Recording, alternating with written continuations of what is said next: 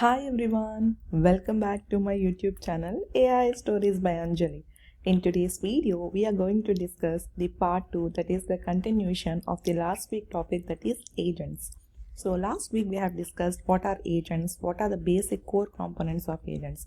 So today we will continue the topic.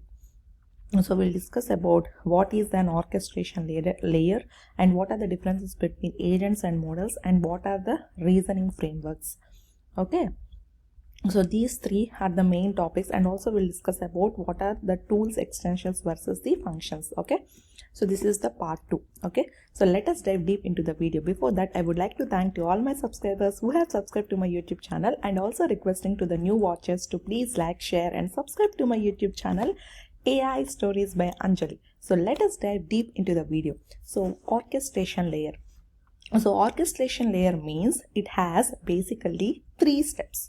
One is input processing, second one is internal reasoning, and the third is tool selection and actions. So in the orchestration layer, whatever the input that an agent gets, it will be processed. And then to that the processed input, it will apply its own internal reasoning with the help of some frameworks. And then it will select the tool for interacting with the outside world or for making API calls.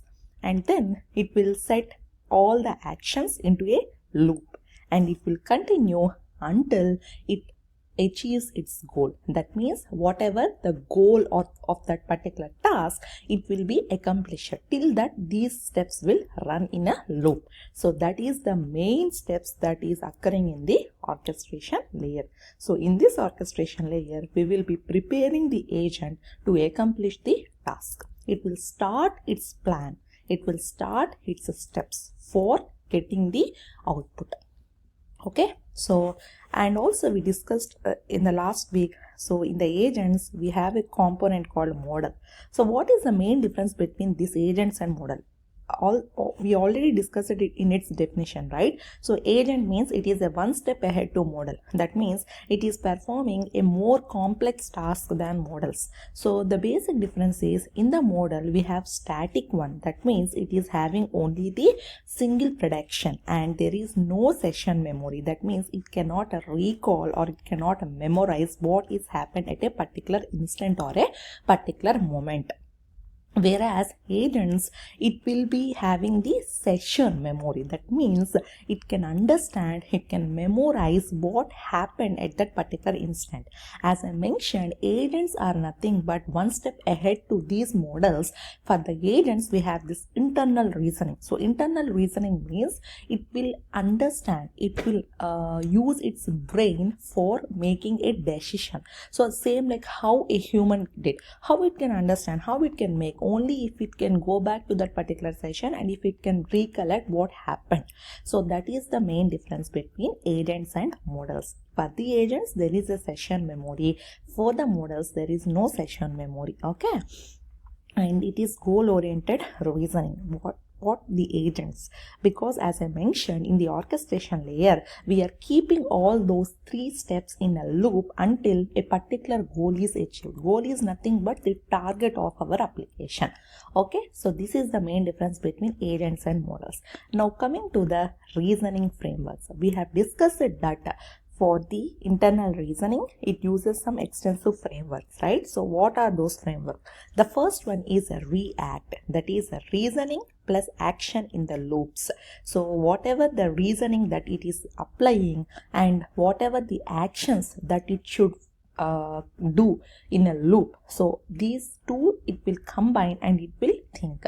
And the second one is a chain of thought. That means step by step reasoning. That means it will first analyze, okay, this is what we have to do, and then this is, and then this is, so all these things. Okay, and the third one is a tree of thought. So tree of thought means like by applying chain of thought, it will go and it will arrive at one leaf node, and at that leaf node, if it find it is not correct, then it will go back, it will back propagate, and then it will find the alternative path. So it means a trial and error. It is an experimentation. It's nothing but a reinforcement learning. If it succeed, it will get a reward. If it is not succeed, it will get a punishment. So that is a tree of thought. So all these 3 are the reasoning frameworks that is helpful for doing internal reasoning reasoning as a guide for the orchestration layer. Okay, and then coming to the tools, extensions versus functions. As I mentioned, it uses tools. So agents will use the tools for making the API calls or for interacting with the external world. So that means agents will have this API calls, and then it is an example driven. That means whatever the task that it is accomplishing, it will have the task and it will have a solution. So all these things it will put together. Whereas in the functions, it is nothing but the function which was developed by developer. So developer is having more control on it. Developer will write the code, developer will manage. So that is the main difference between tools, extensions versus functions. Okay, I hope you understand this video. So for a summarized version, I would like to give a summary of today's topic. So we have learned about orchestration layer, which is nothing but a set of 3 steps that will happen as a loop in a agent. So input processing, internal reasoning, tool selection, and the actions. And the main difference between agents and models is agents are goal oriented, which is having this session memory, whereas the models are static and it doesn't have any sessions. For the agents, in order to perform internal reasoning, it uses a set of frameworks such as React, Chain of Thought, Tree of Thought, which will be helpful as a guide for the orchestration layer.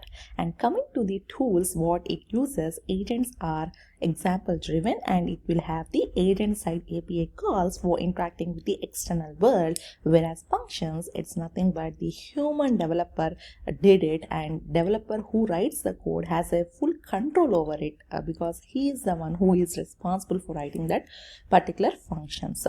I hope you understand this video, and we will be continuing the same agent topic in a part 3, and we will be discussing about data stores and what is targeted learning, LangChain, Vertex AI, and the summary. Okay, so this will be done in our next week video as a part 3. I hope you understand this video. Thank you so much for watching the video. Please comment in the comment section if you have any doubts.